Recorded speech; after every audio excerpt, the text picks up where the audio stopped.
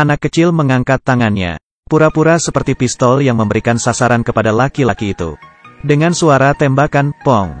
Laki-laki itu menunduk seperti ditembak mati. Sangat bekerja sama. Tetapi detik berikutnya, laki-laki itu juga mengangkat tangannya.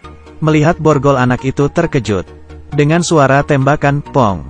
Anak kecil itu kaget. Melihat keadaan itu, ibu dari anak itu memanggil pramugarinya. Apakah orang yang diborgol itu berbahaya? Pramugari menenangkannya dan berkata tidak ada apa-apa. Tidak akan ada bahaya. Setelah itu ia berbalik badan dan membuka piring makanan. Memegang pistol dan wajahnya berubah. Membuat sasaran FBI yang di samping laki-laki itu. Suara tembakan, pong-pong. Gerakan yang rapih dan bersih. FBI Langung meninggal di tempat. Laki-laki sangat tenang melepas borgol yang ada di tangannya. Lalu menggenggam pistol, berjalan ke arah pengemudi pesawat. Membuka pintu dan bertanya siapa penanggung jawabnya. Kapten menjawab adalah dirinya. Lalu mendengar suara tembakan. Kapten meninggal. Sekarang siapa penanggung jawabnya? Laki-laki itu bertanya kembali. Wakil kapten tidak berpikir panjang. Langsung menjawab, kamu.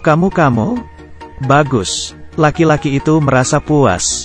Ini adalah pertama kalinya laki-laki ini melarikan diri dari penjara. Melarikan diri dari penjara dengan pesawat. Karena sebelumnya, dia tidak pernah tertangkap. Dia adalah tersangka yang dicari di seluruh dunia. Penjahat yang seksi dan menawan. Setiap kali melakukan kejahatan selalu operasi plastik. Mengganti wajah baru. Dijuluki oleh FBI tersangka yang sulit ditangkap. Tidak ada yang lain. Hari ini penjahat pergi ke rumah sakit untuk mengganti wajahnya. Dokter ingin memberikan obat bius tetapi ditolak. Tarik paksa saja.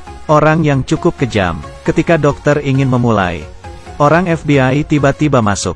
Penjahat langsung lari lewat jendela. Tetapi sayangnya, dia tidak sengaja menabrak mobil polisi. Dan puluhan galon yang jatuh. Dia tertangkap. FBI membawanya ke kantor pusat. Siapapun juga tidak bisa menduga. Dia mau melarikan diri di pesawat. Hal seperti pembajakan pesawat sudah cukup mudah baginya. Pertama menggantikan pramugarinya. Mengatur bawahannya pura-pura menjadi penumpang. Lalu ketika semua orang santai baru memulai gerakannya. Tanpa aba-aba, sangat cepatnya dia mengontrol pesawat ini. Para hadirin sekalian, teman-teman saya yang memegang senjata api. Bukan mainan. Jika kalian tidak mendengarkan, mungkin akan mati. Para penumpang sangat kaget. Anak yang bermain pistol-pistolan tadi. Sekarang berada di pelukan ibunya untuk menjaganya. Siapa yang tahu bahwa mereka serius? Pria ini sangat puas dengan hasil pembajakan pesawat ini. Tapi yang tidak dia ketahui adalah, di pesawat ini ada pakar keamanan yang telah usang. Kenapa bisa usang? Karena sekarang peraturan pesawat lebih ketat. Sudah lama tidak ada orang yang melakukan pembajakan pesawat. Ahli hanya bisa memberikan kelas pelatihan keamanan untuk pramugari. Tetapi dibentak oleh pramugarinya. Dan sekarang ia tidak punya uang untuk beli tiket kelas bisnis. Duduk di kelas ekonomi dan diganggu oleh ibu-ibu. Ahli demi menghindari ibu-ibu ini. Hanya bisa pergi ke toilet untuk menenangkan diri. Akhirnya baru masuk ke toilet. Di luar sudah ada suara berisik. Berdasarkan pengalamannya menjadi keamanan selama ini. Dia melihat dari sela-sela pintu. Mendapatkan info penting. Sekelompok penjahat sedang membajak pesawat. Akhirnya dia bisa menunjukkan keahliannya. Ahli selagi penjahat tidak melihat. Diam-diam mengeluarkan SIM kartu darurat. Menginformasikan keadaan pesawat kepada rekannya. Penjahat juga tidak polos. Sangat cepat mereka menemui dia. Selagi penjahat tidak memperhatikan. Lalu menendangnya ke dalam toilet. Menggunakan pintu untuk melepas pistol yang ada di tangannya. Dan menekannya ke dalam kloset. Sepertinya saya tidak melihat dia menyiram toilet. Setelah mendapatkan hukuman yang beraroma. Ahli berhasil menguasai penjahat. Lalu menggunakannya menjadi sandera. Mengancam penjahat untuk menyerah. Tetapi penjahat itu tidak mendengarkannya. Jika ingin membunuhnya bunuh saja. Bawahan saya masih banyak. Memang penjahat yang tidak punya akal sehat. Tentu saja penjahat itu mempunyai sandera juga. Pramugari yang hari pertama kerja. Tidak tega membunuh pramugari. Tidak apa. Saya masih mempunyai penumpang yang tak tahu apa-apa dan terlihat kasihan. Terdengar suara tembakan matilah satu orang yang tak bersalah. Mengganti orang baru. Bagaimanapun juga masih banyak penumpang. Dia masih mempunyai waktu. Ahli dibuat kalah karena perbuatan si penjahat ini yang tidak tahu malu. Dia membuang pistolnya. Peluru penjahat sangat cepat menembak ke arahnya. Untung dia cepat menghindar. Perampok sangat beruntung menalangi tembakan itu. Ahli dan pramugari panik dan bersembunyi ke dalam lift. Lalu mencabut pipa bahan bakar. Dengan cepat pesawat mendarat karena tidak ada minyak. Tetapi penjahat itu sangat tenang. Dia masih memiliki sandera dari pesawat. Dan tidak ada ketakutan. Hal ini ahli juga mengerti. Mereka banyak orang. Jadinya dia membawa pramugari ke pintu belakang. Menunggu pesawat mendarat. Setidaknya di waktu pertama bisa bertemu dengan orang penyelamat. Siapa yang tahu tidak sengaja ketahuan. Perampok menendangnya ke bawah, menarik pramugari. Orang jahat sedang menegosiasi dengan polisi setempat. Dalam 5 menit kirimkan saya bensin. Kalau tidak setiap 3 menit saya akan membunuh 1 orang. Polisi menganggap bahwa dia hanya bercanda saja. Dan melihat dengan teleskop. Beberapa jasad dilempar dari atas pesawat.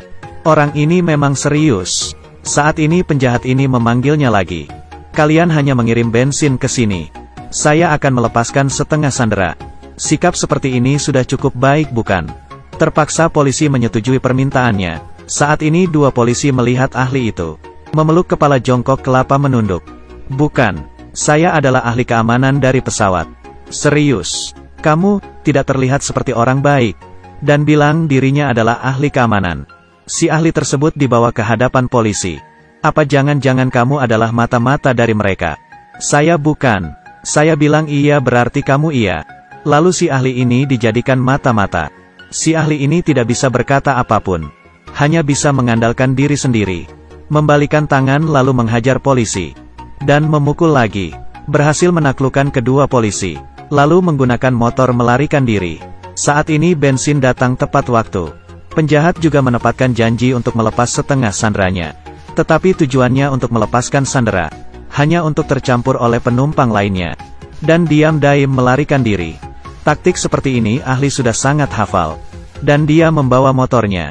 Melintasi jalan mengejarnya. Siapa yang tahu ternyata penjahat ini juga memiliki hati seperti anak kecil. Dia melarikan diri ke tempat bermain anak-anak. Di dalam ini semua berisi anak-anak. Penjahat ini bercampur di dalam tidak terlihat. Si ahli ini ingin melompat ke biang lala. Dengan begitu bisa melihat tinggi dan jauh. Bawahan penjahat melihat dia. Dan ikut melompat ke atas juga. Ingin membunuh ahli untuk mendapatkan pujian dari penjahat. Siapa yang sangka baru mengikuti dari belakangnya. Lalu ditendang ke bawah. Perampok ditendang ke bawah. Tubuhnya serasa terbang bebas. Penjahat melihat. Ingin menggunakan senjata melawannya. Si ahli bersembunyi di samping komedi putar untuk membuatnya bingung. Lalu selagi penjahat tidak menoleh, langsung menangkap si penjahat itu. Lalu polisi datang tepat waktu, dan menangkap si penjahat itu. Sangat mudah menangkapnya. Tentu tidak. Dia dari sebelumnya sudah memberitahu bawahannya. Jika dalam 20 menit ini, belum memberikan kabar kepada mereka, mereka sendiri boleh menghabisi penumpang yang ada di pesawat ini. Lalu penjahat melakukan negosiasi lagi. Mengantarnya kembali ke dalam pesawat. Lalu meminta bawahannya untuk melepas semua penumpang. Polisi tidak ada cara lain. Hanya bisa menyetujui dan mengikuti permintaannya. Tetapi demi mengatasi dia melakukan hal-hal lain. Harus diatur juga. Polisi memanggil penembak runduk untuk membantu.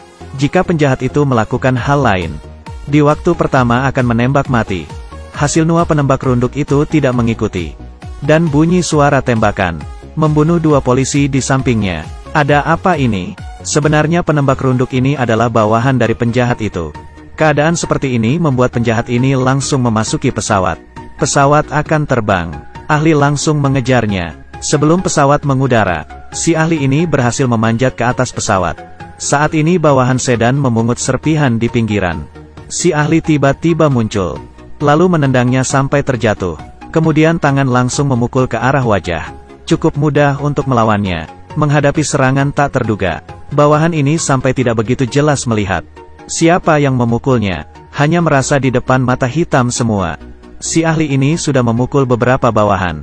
Lalu diam-diam keluar dari ruang mengemudi pesawat. Dengan satu pukulan membuat pramugari palsu terjatuh. Dan sekarang tersisa si penjahat ini. Si ahli mulai menyerang dari belakang. Langsung menahannya. Si penjahat ini juga tidak mau kalah menggunakan pistol untuk menyerang balik. Tidak sengaja memecahkan kaca pesawat. Mengundang tekanan udara ke dalam pesawat. Mereka berdua berkelahi di dalam pesawat. Lalu pintu pesawat mulai tidak kuat. Kemudian pintu pesawatnya terbang jatuh. Mereka berdua tertarik oleh tekanan udara sampai ke depan pintu. Sekarang adalah saat untuk menggunakan kekuatan fisik. Mohon maaf. Si penjahat fisiknya tidak kuat dan terjatuh ke bawah. Dan dia hilang dari ketinggian. Si ahli ini berhasil menolong semua penumpang. Tentu saja sikap keberaniannya membuat pramugari cantik terpikat dengannya. Di sini kita juga mengharapkan penjahat yang lucu dan menarik itu. Kalau bisa jangan wajahnya yang terjatuh duluan. Film Passenger 57. Selesai sampai sini.